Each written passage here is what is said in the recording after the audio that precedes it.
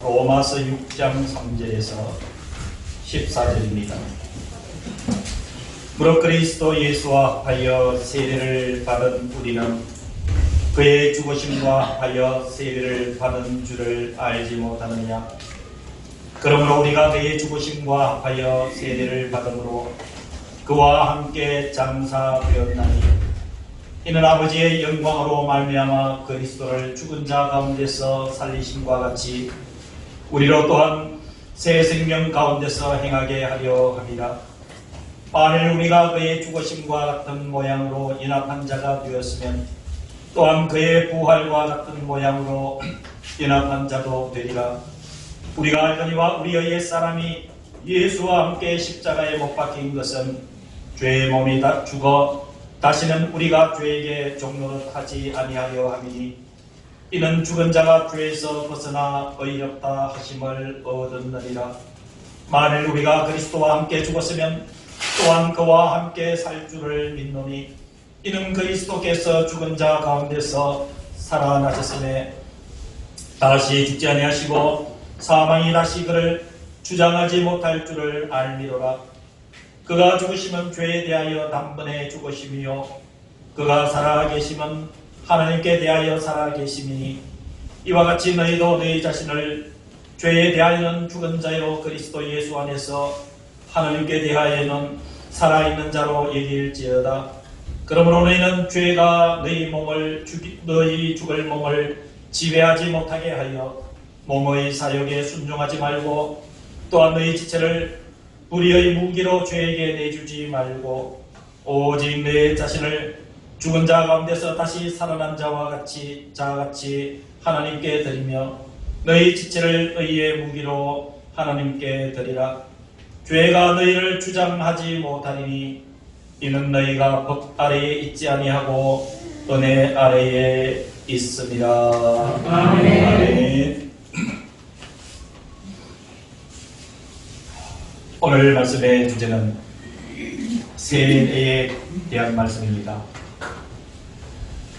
오늘 교회가 5사람에게 세례를 베풀고 또 오늘 살펴보니 예배를 드리는 우리 모든 성도님들은 세례를 다 받으신 분들로 보여집니다. 여러분, 오늘 말씀을 전하기 전에 먼저 여러분들에게 한 가지 밝힐 것은 여러분, 세례는 구원을 전제로 하는 것이 아닙니다. 달리 얘기하면 세례를 받지 못한 자는 구원을 받지 못한다 라는 논리가 아니라는 얘기입니다. 이 구원이라고 하는 것은 세례를 받았든지 받지 못하였든지 예수 그리스도를 구주로 고백한 자는 구원을 받습니다. 그러면 왜 교회가 세례를 베풀고 또 예수님은 왜 세례를 받으라고 말씀을 하시는가 하면은 여러분, 세례자는 믿음의 모습과 그리고 마음이 달라져야 된다라는 것을 주님께서 말씀을 해 주셨습니다. 이것을 다른 각도로 설명을 하면은 여러분, 세례를 받지 않은 평신도 초신자들도 예수를 믿는 고백을 하면은 구원을 받습니다. 그러나 세례를 받게 될 경우에는 여러분, 믿음의 모습이 달라져야 된다는 것입니다.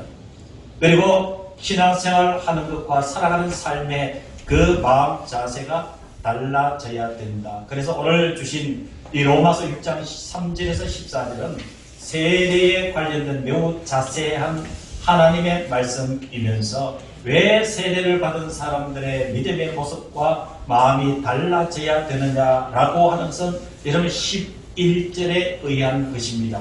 여러분 11절을 다시 보시길 바랍니다. 이와 같이 너희도 너희 자신을 죄에 대하여 죽은 자요 그리스도 안에서 하나님께 대하여 살아있는 자로 여길지어다 그랬습니다.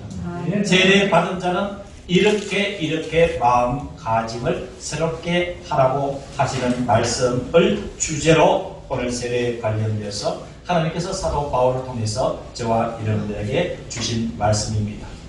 여러분, 내가 세례를 받았으면서도 혹은 세례를 받는 순간에도 여러분 의문이 들 수가 있습니다. 이 세례가 무엇이지? 그리고 내가 세례 받은 사람이 되었는데 나의 실존은 무엇인가? 여러분, 다시 오늘 말씀을 통해서 여러분들에게 질문을 해보겠습니다. 세례가 무엇일까요? 세례를 받으신 여러분들, 그 세례가 무엇일까요? 여러분, 첫 번째 세례라고 하는 것은 주님과 합해지는 것인 줄로 믿습니다. 이런 세례를 받기 전에는 내가 예수를 믿는다고 하지만은 나라는 실존과 그리고 하나님과의 관계는 합해지지 않은 상태입니다. 여러분, 세례가 주는 그 단어의 첫 번째 의미는 주님과 연합하는 것입니다. 나는 나대로 살았고 하나님은 하나님의 뜻대로 우리에게 다가오시지만은 이제는 하나님 따로 나 따로가 아니라 내가 주님과 하나가 된다는 사실이에요. 여러분, 오늘 성경의 말씀에도 3절에 보니까 무릇 그리스도 예수와 합하여 세례를 받는 자라고 말을 해주고 있습니다.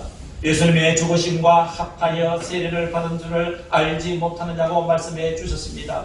여러분, 이 말씀의 전개 방식의 결론은 세례란 주님과 하나가 되고, 오늘 성경대로 하면은 주님의 죽으심과 부활에 합한 자라, 주님과 하나가 된 자라고 얘기를 해주고 있습니다.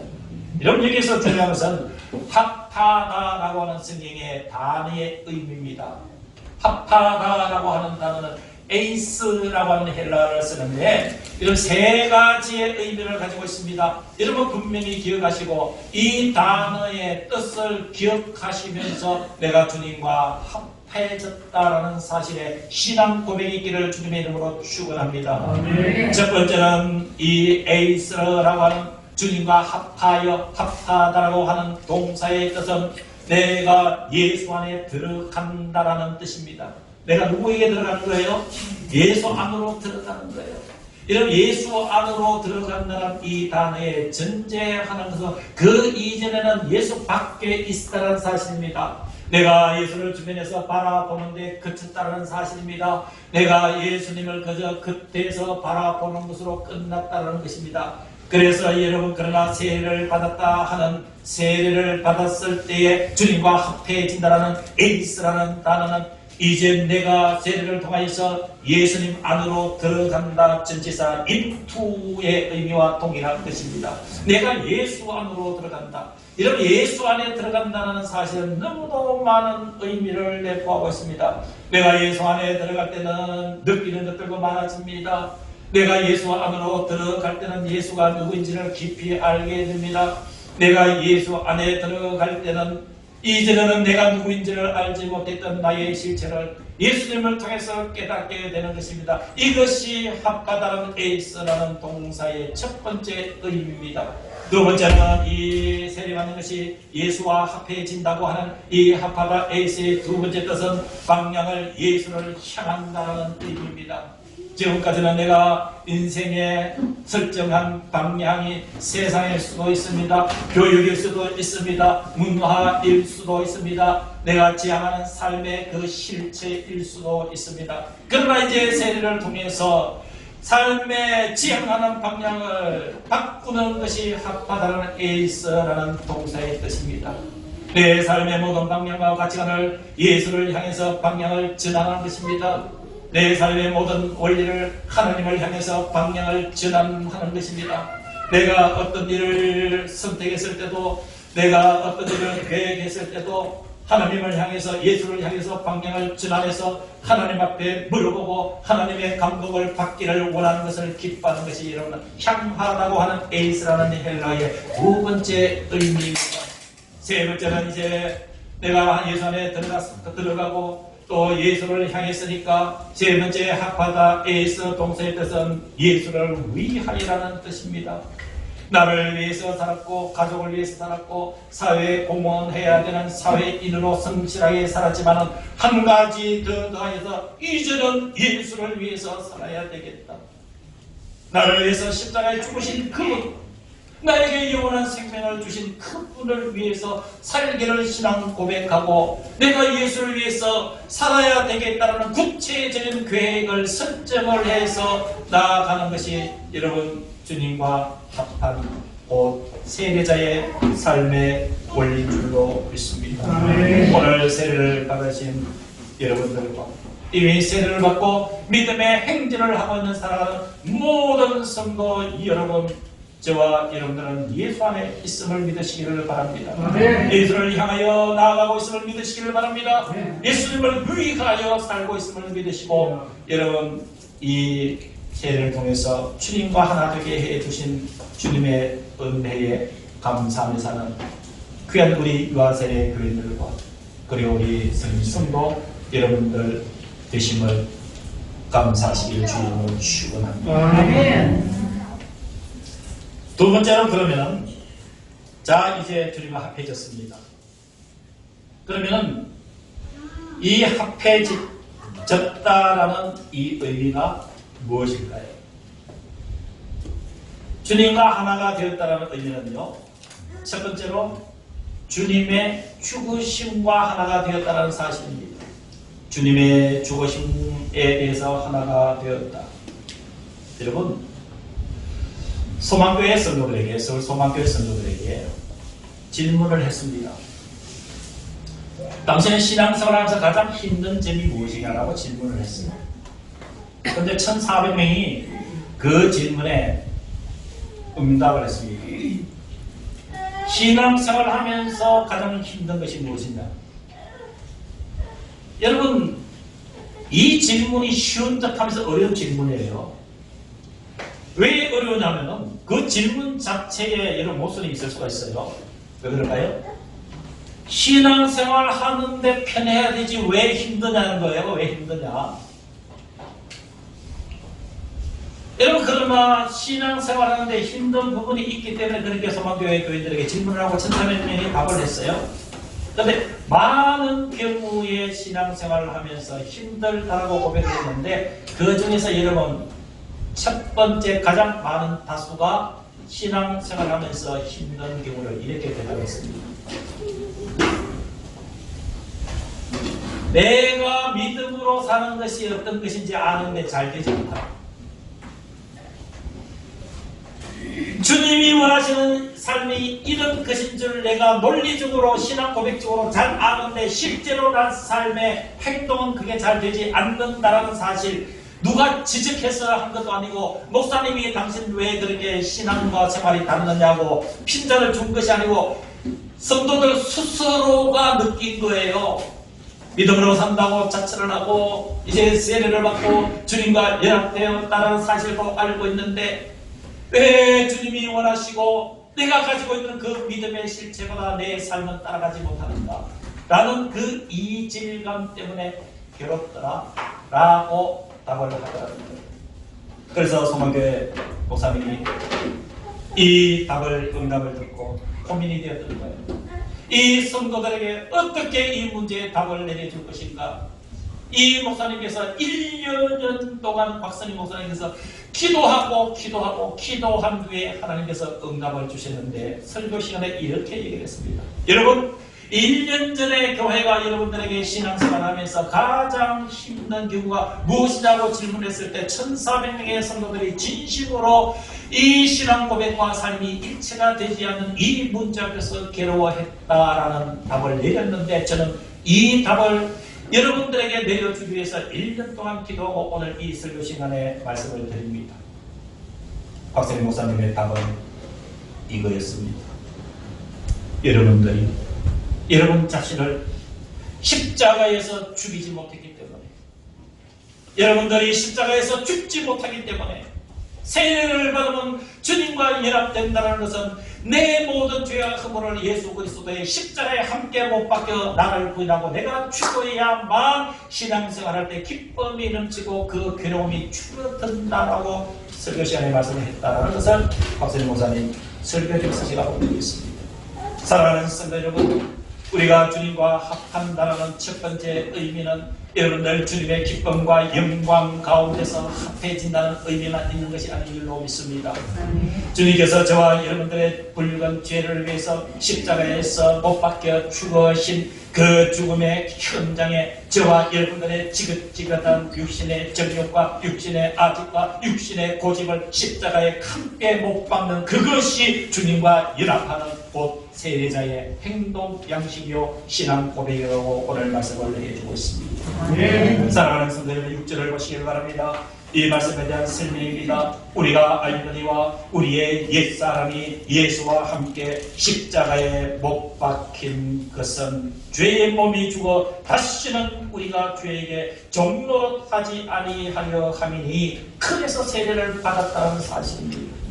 사랑하는 성도 여러분, 저와 여러분들이 진심으로 믿음으로 살려고 하면은 여러분 부닥쳐오는 갈등과 고민 중에 하나가 소망교회 성도의 천사님이 응답한 것이 다가 아니라 저와 여러분들의 고백이 될 수도 있습니다.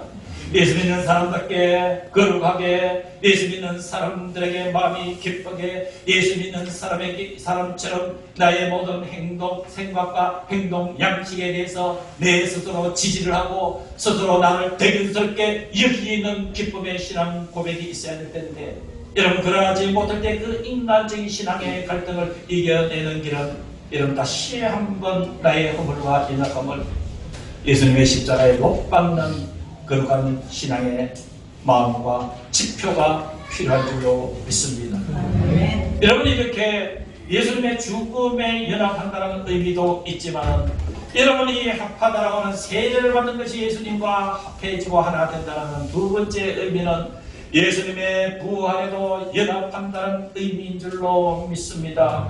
사랑하는 성도 여러분, 저와 여러분들이 이 세상을 살다가 어느 때가 되면 이 세상을 떠나게 됩니다. 이 세상을 떠나게 되는 그 과정에서 겪는 것이 여러분 육신의 죽음입니다. 우리는 심각하지 못할 때가 있습니다. 아직도 우리가 살아가는 삶이 재미있어서 그런지, 아직도 내가 살 날이 많아서인지 모르지만 여러분 그 죽음의 실체와 죽음 이후의 모든 것에 대해서 여러분 관심이 부족할 때가 있습니다. 여러분 죽음과 죽음 이후에 대한 문제에 관심이 적다면 여러분 그 부활의 참 기쁨이 무엇인지도 여러분 깨닫기는 매우 어려운 것입니다. 여러분 세례를 받음으로 주님과 연합한다는 두 번째 의미는 바로 예수님의 부활에 연합한 자의 확신인 줄로 믿으시기를 주의 이름으로 축원합니다. 8절 이하의 성경은 이렇게 이 부활의 문제에 대해서 설명하고 있습니다. 8절 이하에 만일 우리가 그리스도와 함께 죽었으면 또한 그와 함께 살 줄을 믿노니, 이는 그리스도께서 죽은 자 가운데서 살아나실 때에 다시 죽지 아니하시고 사망이 다시 그를 주장하지 못할 줄을 알미로라. 그가 죽으시면 죄에 대하여 단번에 죽으시며 그가 살아계시면 하나님께 대하여 살아계시미니, 이와 같이 너희도 너희 자신을 죄에 대하여는 죽은 자요 그리스도 예수 안에서 하나님께 대하여 살아있는 자로 여길지어다 라고 말씀해 주셨습니다. 부활의 확신을 가지고 여러분 살아갈 수 있는 동기가 되는 것이 세례를 통하여서 주님과 하나가 되었다라는 신앙 고백에서 비롯되는 줄로 믿으시기를 바랍니다. 사랑하는 성도 여러분, 우리가 살아가고 있는 이 땅에서의 삶은 희로애락 많은 것이 우리의 인생 자체를 너무도 길게 느끼게 해줄 수도 있지만, 이런 달리 생각하면 저와 여러분들이 살아가는 이 인생의 성경에 의하면 70이요 강단하면 80이고 요즘 조금 더 한다면 100세 시대에 살고 있는 우리의 이 모든 삶의 문제, 여러분 길다면 길 수 있지만 짧다면 찰나와 같은 인생이 될 수도 있습니다. 이에 비해서 주님과 합해질 때에는 여러분 영원히 살아가는 부활의 기쁨을 우리에게 주신다고 말씀하여 주셨으니, 세례를 받은 사랑하는 모든 성도 여러분들에게 주시는 축복의 하나님의 약속은 주님의 부활에 동참하는 부활의 영원한 생명을 부여받은 우리 자신임을 믿으시고, 여러분 주님과 연합한 사실에 대해서 기뻐하시는 우리 모두가 될 수 있기를 주님의 이름으로 간절히 축원합니다. 결론입니다. 이제 세례를 받았습니다. 세례는 주님과 합해진다는 사실도 알았습니다. 주님만으로 들어간다는 사실도 알았습니다. 우리는 그러했습니다. 주님을 향한다고도 알았습니다. 그리고 주님을 위하여 사는 삶의 원리도 알았습니다. 죽으심에 연합한다는 의미도 있지만 생명의 주님의 그 부활에 연합한다는 의미도 우리는 분명하게 알게 되었습니다. 여기에서 한 가지 문제가 우리들에게 생깁니다. 그러면 실제적으로 구체적인 삶의 모습은 어찌해야 되는가? 우리가 머릿속으로 가슴속으로만 이 세대에 받은 그 합하다는 의미를 아는 것으로 끝날 때는 여러분 하나님의 모든 약속들은 모든 것들이 물거품이 될 수도 있습니다. 여기에서 저와 여러분들은 이제 마음을 다잡아야 됩니다. 이제 오늘 이후로 이미 세례를 받은 성도 여러분들이나 오늘 세례를 받은 우리 성도 여러분들이 지금 이후에 어떻게 살아야 되는가 삶의 원리가 12절 이하에 기록되어 있습니다. 12절에 그러므로 라고 말씀을 해주고 있습니다. 그러므로 라고 하는 것은 바로 세례를 받았다는 사실을 전제를 하고 있는 접속사입니다. 그러므로 세례를 받은 성도들아 너희는 너희 죄가 너희 죽을 몸을 지배하지 못하게 하여 몸의 사욕에 순종하지 말아라. 왜 우리의 몸의 그 사욕에 순종하지 말라고 할까요? 왜 오늘도 끊임없이 내 속에서 불일듯 일어나는 육신의 욕망을 따라서 살지 말라고 이야기를 할까요? 13절 이하에 또한 너희 지체를 불의의 무기로 죄에게 주지 말라고 말씀을 해주고 있습니다. 우리가 육신의 욕망을 따랐으면 살게 되면은 죄가 우리를 자신의 무기로 삼다는 사실이에요. 사랑하는 성도 여러분, 죄가 저와 여러분들을 자신의 무기로 삼는다면은 이것은 여러분 세상에서 공포하지 않은 논리입니다. 세상에서 어느 누구도 죄 자체가 무기를 소유하고 있다는 논리는 여러분 철학과 문학과 사상과 어떤 논리에서도 설명되지 않는 문제입니다. 그러나 하나님은 성경에 말씀해주고 있습니다. 너희의 지체를 불의의 무기로 죄에게 주지 말라고 말씀을 해주고 있습니다. 오직 너희 자신을 죽은 자 가운데서 다시 살아난 자같이 하나님께 드려서 너희 지체를 의의 무기로 하나님께 드리라고 말씀을 해주고 있습니다. 아멘. 저와 여러분들을 죄가 무기로 삼아서 죄를 탄생하고 죄를 생성하게 만드는 죄의 도구로 사용되게 우리의 육신의 정욕에 따라서 살지 말라고 말씀해 주십니다. 하나님께서 사용하시는 의의 무기가 되라고 말씀해 주십니다. 하나님께 들려서 쓰임받는 의의 무기가 될 때에 저와 여러분들이 살아가는 삶의 그 현장 속에서 하나님의 놀라운 의의 열매들이 맺혀지게 되는 줄로 믿습니다. 아멘. 여러분 세상에 아무리 죄악이 관영하다 할지라도 저와 여러분들이 세례받은 저와 여러분들이 하나님의 의의 무기로 쓰임을 받을 때에 모든 죄악들이 깨어지고 무너지며 그 속에서 하나님의 의의 꽃들이 활짝 피어나게 되는 줄로 믿습니다. 세상이 아무리 사람들을 불안하게 만들고 회의적으로 만들고 힘들게 만들고 이 세상이 변화될 이유는 없다고 하는 그 불가능의 시대 속에 저와 여러분들이 죄의 무기로 쓰이는 것이 아니라 하나님의 의의 무기로 사용될 때에 여러분 민족의 희망이 되는 것이고 이 시대의 아름다운 평화의 꽃들이 피어나게 되는 그 현장에 세례받은 저와 여러분들이 있어야 될 자리인 줄로 믿습니다. 아멘. 오늘 말씀을 읽어드리면서 말씀을 마무리하겠습니다. 12절 13절 말씀을 다시 한번 여러분 눈으로 분명히 보시기를 바랍니다. 그러므로 라고 하는 얘기는 3절에서 11절까지의 세례받은 그 사실에 대해서 말하고 있습니다. 그러므로 세례를 받은 자는 바로 저와 여러분 자신이 되는 것입니다. 너희는 죄가 너희 죽을 몸을 지배하지 못하게 하여 몸의 사욕에 순종하지 말고 또한 너희 지체를 불의의 무기로 죄에게 내주지 말고 오직 너희 자신을 죽은 자 가운데서 다시 살아난 자같이 하나님께 드리며 너희 지체를 의의 무기로 하나님께 드리라. 그리하면 죄가 너희를 주장하지 못하리니 이는 너희가 법 아래에 있지 아니하고 은혜 아래에 있습니다. 아멘. 아멘. 기도하겠습니다.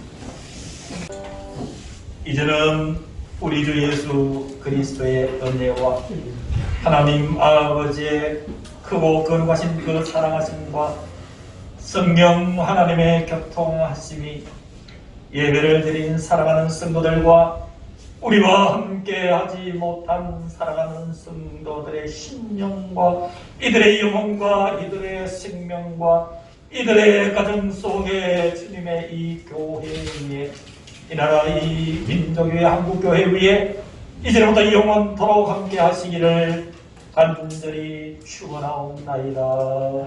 아멘.